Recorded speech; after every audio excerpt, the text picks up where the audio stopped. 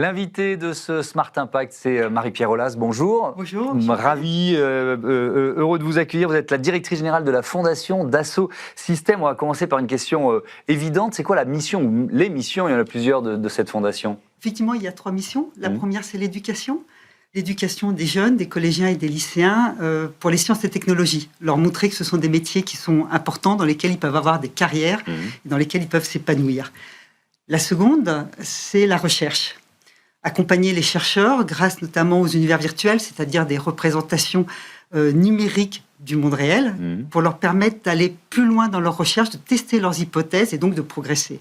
Et la troisième qui nous tient à cœur, c'est le patrimoine, parce que comprendre comment le patrimoine s'est constitué, comment les ingénieurs des anciens temps ont innové, ça va nous permettre aussi de mieux préparer l'avenir et de mieux innover de notre côté. Voilà, donc 3 axes. Alors, on va passer pas mal de temps sur l'axe de l'objectif éducatif, rendre la science accessible, attractive pour les jeunes, pour les étudiants. Alors, c'est ce qu'on appelle les disciplines STEM, sciences, technologies, ingénierie et mathématiques. Qu'est-ce que vous faites pour les pousser vers les sciences, en fait?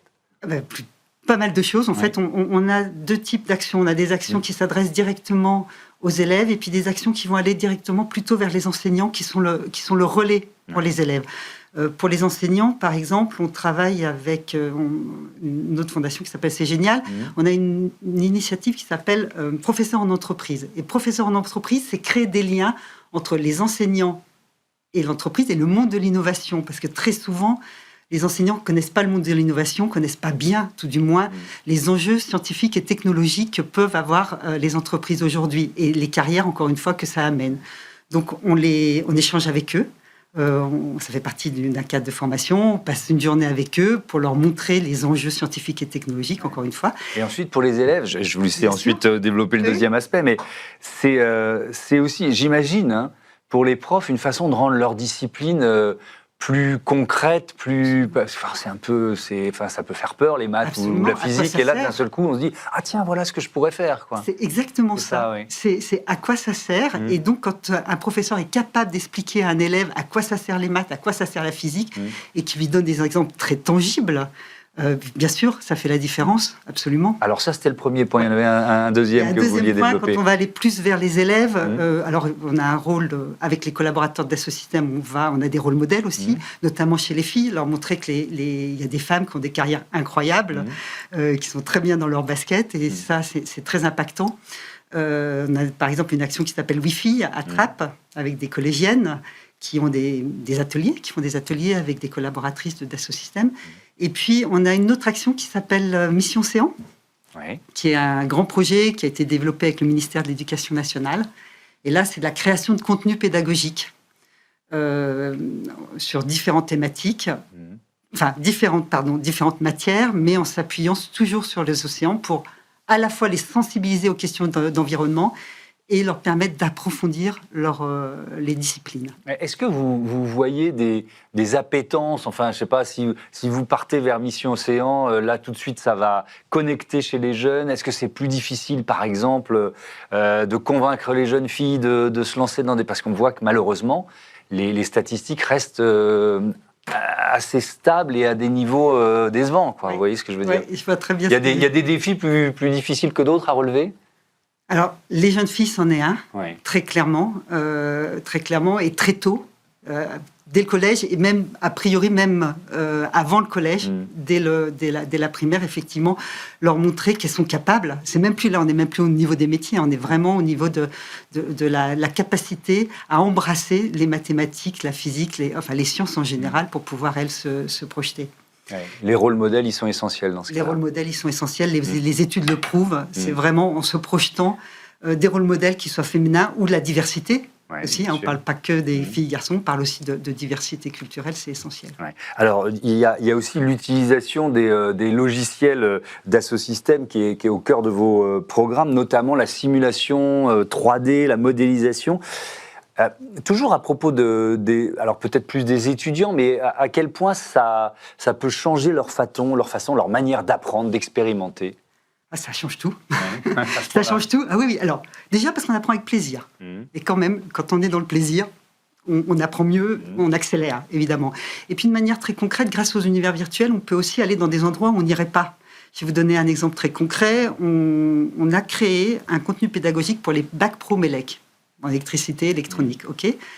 Ces étudiants, ils sont destinés, pour certains, à aller sur des plateformes, sur des éoliennes en pleine mer, pour pouvoir maintenir l'éolienne. C'est un métier là pour le coup, très technique.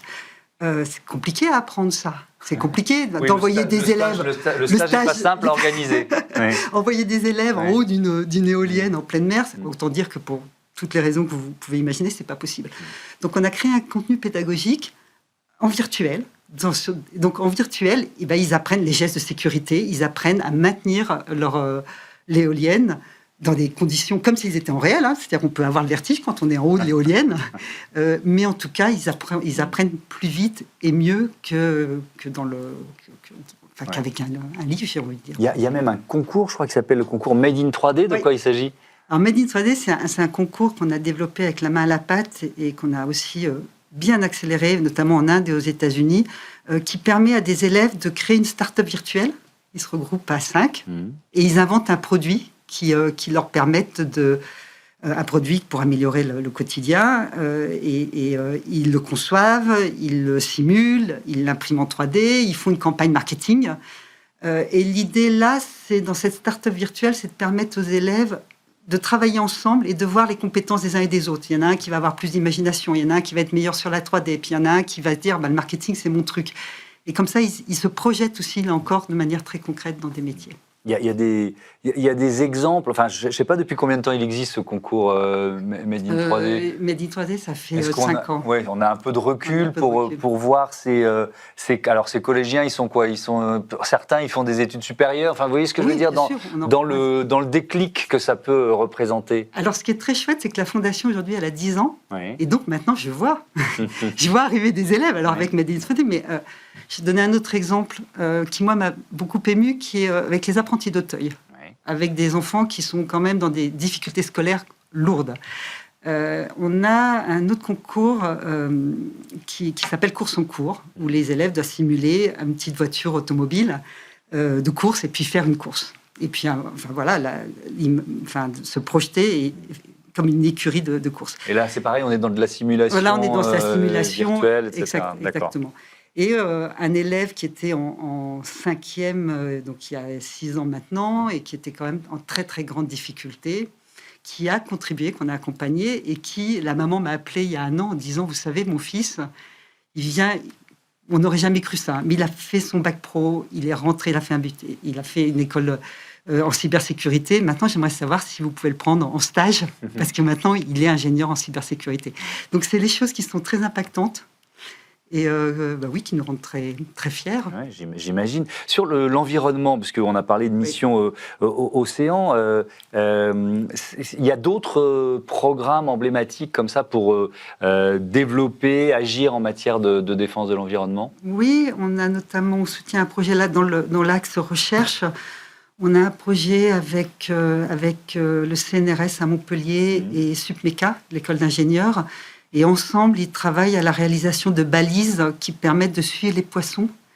Alors, on connaît bien les balises sur les tortues. Sur les poissons, c'est plus compliqué techniquement pour plein de raisons. Et donc, ils travaillent ensemble à imaginer ces balises qui vont permettre de suivre le parcours des thons et donc de mieux comprendre comment les thons fonctionnent. Et quand on comprend mieux comment ils se déplacent, on peut mieux les protéger. Et là, ce qui est intéressant, c'est un chercheur avec des étudiants. Donc, les étudiants bénéficient des travaux du chercheur et eux-mêmes montent en compétences. Comment vous choisissez les projets que la Fondation Dassault Systèmes décide de soutenir ? C'est un collège d'experts, de scientifiques ? Oui. Il y a 2 types de projets. Il y a les projets qui nous arrivent, les projets qu'on imagine nous. Ouais. C'était le cas de Mission Océan. Et puis après, on a des experts, bien sûr, surtout quand il s'agit de recherche, très pointu. Puis après, on a un comité de sélection qui se réunit 2 fois par an. Ouais.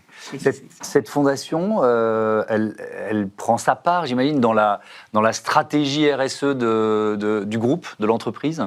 C'est-à-dire comment ça interagit en quelque sorte ? Ça interagit très simplement. En fait, je pense qu'on incarne vraiment les valeurs du groupe. Éducation, recherche, patrimoine, c'est au cœur c'est une entreprise scientifique, hein, donc ça s'inscrit pleinement dans la stratégie générale du groupe. Ouais. Et notamment par le mécénat de compétences, c'est de manière très concrète. Nos collaborateurs sont très impliqués. Ouais. Alors, qui peut prendre quelle forme, ce mécénat de compétences? Qui peut prendre, on a parlé des rôles modèles, on a des ingénieurs qui contribuent avec les professeurs à créer des contenus pédagogiques. Beaucoup. Là, on a une équipe d'ingénieurs qui travaille avec une chercheuse du CNRS sur la reconstitution scientifique du phare d'Alexandrie en 3D.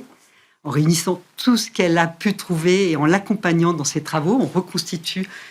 Voilà, vous verrez ça dans quelques mois, mais avec elle, on l'aide à reconstituer le phare d'Alexandrie tel qu'il était, et c'est une véritable innovation. C'était le premier gratte-ciel de l'humanité.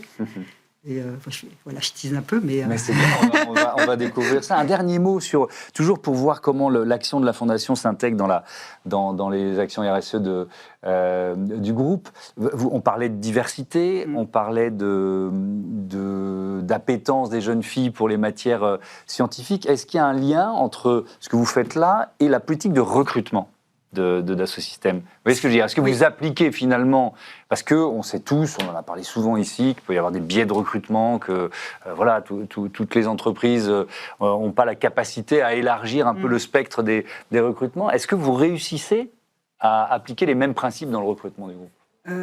Ce qui est sûr, c'est qu'on a une politique très active au niveau de Dassault Systèmes, mais très, très volontariste sur les filles. Notamment, on a lancé une app qui s'appelle Augure, O''Gure, G-U-R-E, qui permet aux jeunes filles de tester différentes hypothèses et de découvrir le métier, le corps de métier scientifique dans lequel elles pourraient s'épanouir. C'est très ludique, c'est vraiment sympa. Et Dassault Systèmes a développé ça. C'est peut-être pas forcément ce qu'on attend d'une industrie, sur ces actions de communication. Ouais. Néanmoins, on l'a fait, on a un programme qui s'appelle WIN, pour le développement des femmes en interne aussi de Dassault Systèmes. On est très volontariste avec Elle Bouge, par exemple, un certain nombre d'acteurs dans ce domaine-là. Et donc, la Fondation vient en renfort aussi de cette politique. Et nous, on va aller voir les collégiennes et les lycéennes. Donc, c'est vraiment une stratégie très complémentaire entre Dassault Systèmes et sa fondation. Merci beaucoup, Marie-Pierre Aulas, et à bientôt sur Be Smart for Change. On passe tout de suite à notre Zoom. Connaissez-vous l'éco-frugalité ?